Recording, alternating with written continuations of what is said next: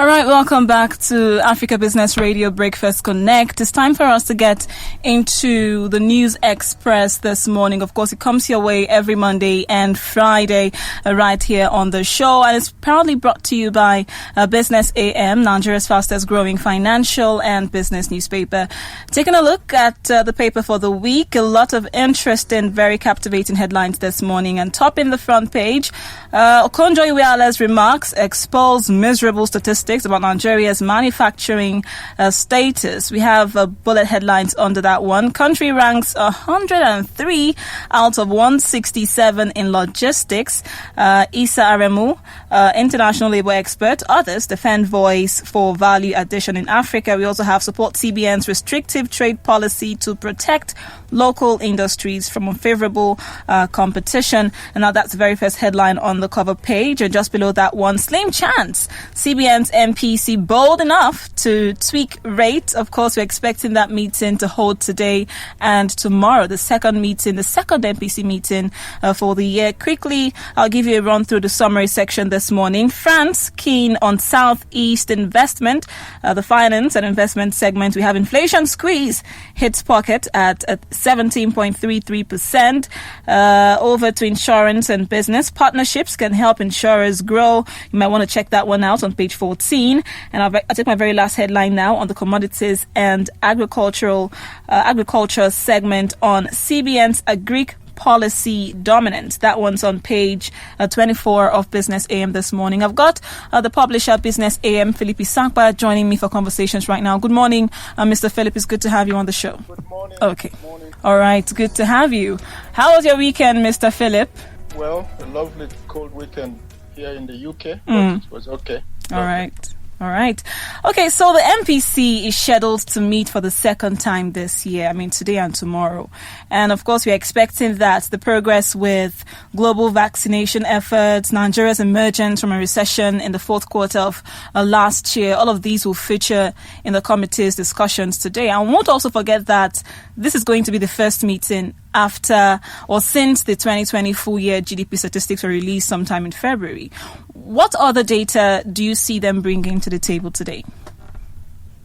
I mean, there's quite a lot of things that they'll be looking at.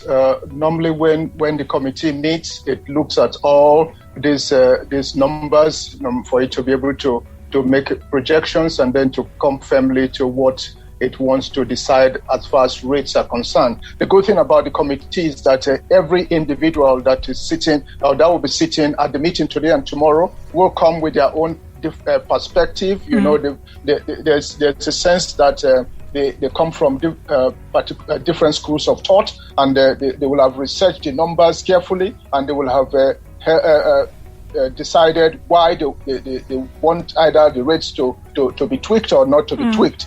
You know, now I think the major thing, again, we have to look at is inflation. Inflation is not letting up at all. You know, 17.33%.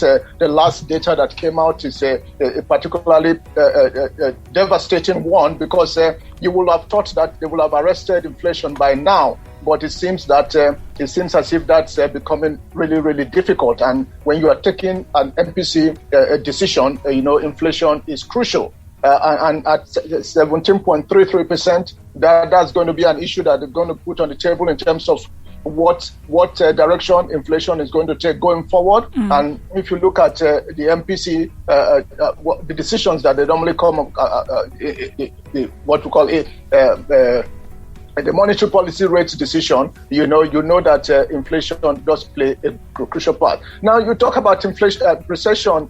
We came out of recession, so that's going to be something to chew on. You know, but the final numbers of GDP for 2020 was negative. We've talked about this earlier.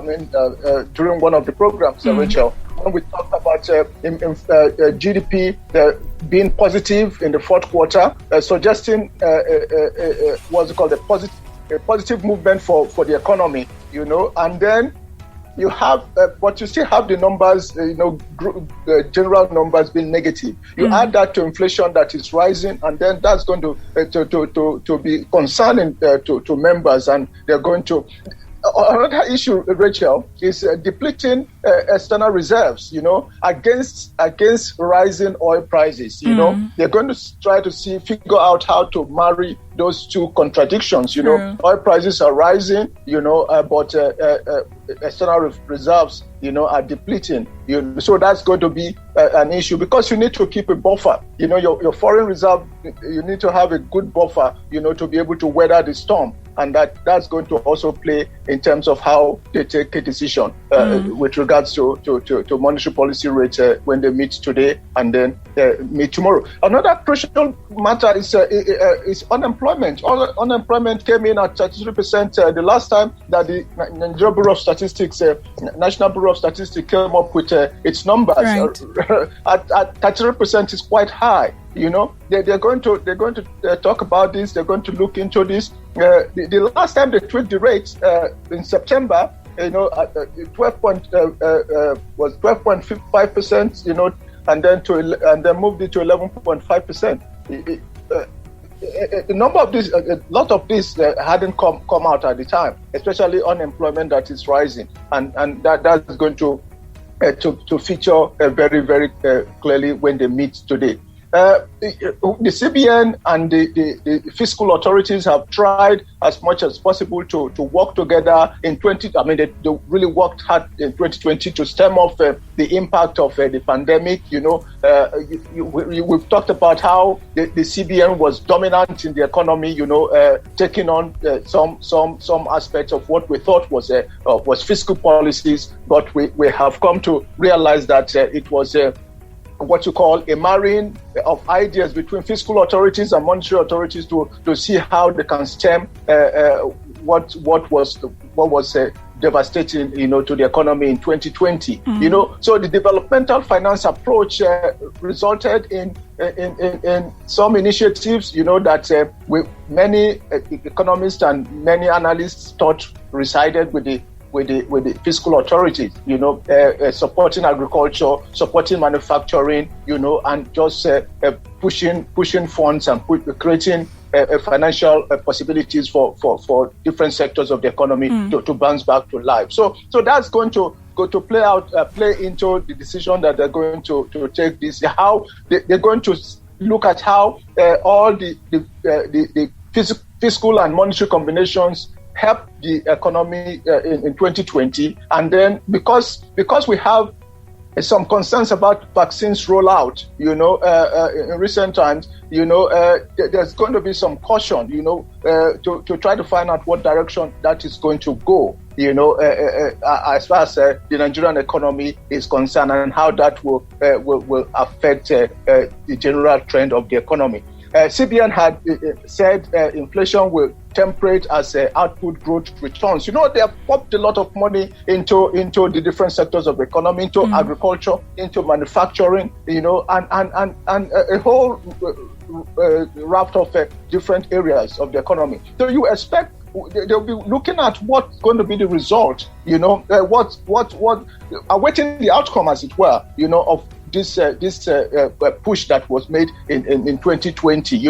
Of course, when you have put a lot of money into these things, you need to wait and see what the results are. So if inflation from the last numbers that came out, hasn't been tempered by the effort that was made all of in 2020, they're still going to be holding out to say, where is there something that is particularly wrong, or something that we haven't done right, or something that we still need to do? So that's going to also be influencing how they come by the decision that they come up with today, tomorrow. But analysts are saying that don't expect, and that's how we have. That's why we have chosen the headline for the main story. Slim chance CBN's MPC bold enough, to tweak rates. They were dovish in 2020. Yes. But this. We don't know what how they will move this year. They're perhaps more cautious,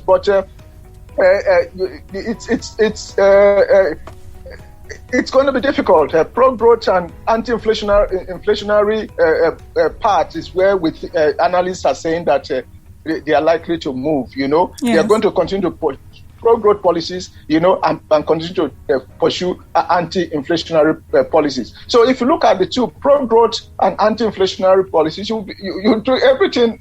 I mean, they both come round to the issue of interest rates and the monetary policy rates. How that actually helps determine whether pro-growth succeed or fighting inflation works out for the economy. So that's those if they are going to pursue pro-growth anti-inflationary policies, then analysts are saying, ladies and gentlemen, it's going to be a slim chance for monetary policy for the committee to tweak rates. Right. Well, as you've said, upheld oil prices due to OPEC plus supply cuts and a soft recovery in demand, which, otherwise is a positive development for Nigeria, apart from the fact that we saw, higher pump prices and, of course, the attendant inflationary impact. Well, they tweak rates. Will they leave it unchanged? We'll wait and see. It's just tomorrow. And speaking of inflation rates, as you've mentioned, we have that one on page 11 of Business AM. Inflation squeeze hits pocket at 17.33%. And this happens to be a historic 4-year high since February of 2017. How does it play in the equities fixed income markets? Now that's how. Let me get to that page from here. Inflation is squeezing pockets. 48 months high. Again, the inflation numbers are are focused on. The key aspect is still food inflation. Which is really biting hard. Which is responsible for the major part of the inflation numbers. But again, the story is saying that analysts are already projecting for March 18.2%. So it's almost like it's never going to end. And then the fixed income equities market, Rachel, last year you saw movement of money, from the fixed income, or investors moving from the fixed income market, to the equities market. It was responsible for the glorious landing or glorious outcome of Nigeria's equities market in terms of global comparison, and that was because the yields in the fixed income market, almost went to zero. In Europe and America, they will talk about negative interest rates. But we saw that almost happening in Nigeria, and then you saw movement of money from or investors moving from fixed income to the equities market. Now there's a tendency that something is beginning to happen in terms of some movement northward for fixed income rates, and then analysts are saying we don't know how that is going to balance out in terms of what investors are going to do with regards to their investments, But again, that little movement is beginning to attract, the northward movement is beginning to attract interest of investors. They're moving to the fixed income market. But there's going to be a balance from what analysts are saying. We are still in March. We're going to first quarter is rounding off. Next week. And then we are going to see. They believe there will be a balancing out of in terms of what investors will do. Between the fixed income market and the what you call the equities market. Equities market. Again, inflation also plays into that. When you have cost-related inflation, squeezing pockets of Nigeria, you will still find that there will be perhaps less money for investment by particularly a particular group of investors. Especially in the domestic investors market, But inflation is going to affect how they behave. Analysts across different houses have said. Well, it's a new week, Mr. Philip. What other headlines should readers focus attention? I think the one thing that again we talked about it when we mentioned talked about the main story about the MPC meeting. It was about the CBN what's called and fiscal taking a large chunk of what's called economic policies. Combining fiscal because of its developmental position. We looked at agriculture. If you go to the commodities section, you see the story about the dominance, of the CBN in terms of policy direction in agriculture, and then there are concerns, across different parts of the market, both analysts in terms of the core sector of agriculture and then analysts in terms of the financial markets. We were saying that the policy direction is being dominated by the central bank with relation to agriculture, and they are wondering what the experts, perhaps experts within resident in the Ministry of Agriculture and Rural Development, are doing. Can we begin to have they're questioning whether we can begin to have the Ministry of Agriculture begin to push, with regards to what you call the policy direction in agriculture. There's quite a lot. There's quite a lot in there in terms of assemblage of some analysts writing on different issues. You have Rachel, perhaps you should be having somebody sending you some money so that you can do. Is it 441? There's that aspect of there's one Marcel Okeke, an economist who's written for us, talking about Nigeria's new forest policy, whether it's a death knell for the naira. I've seen in some places where some analysts have poo-pooed the initiative. Rachel, you must be aware now that you're having a lot of the banks are jumping in. Yes. There's Nigeria they like money. Easy money. They're jumping in, bringing your forex. All the banks are, it's almost like. You create a channel, that seems to be easy, and everybody jumps on it. Every bank is putting up some information out there to say, bring in your money through us, and you get your $1 naira or $5 for every dollar. Yes.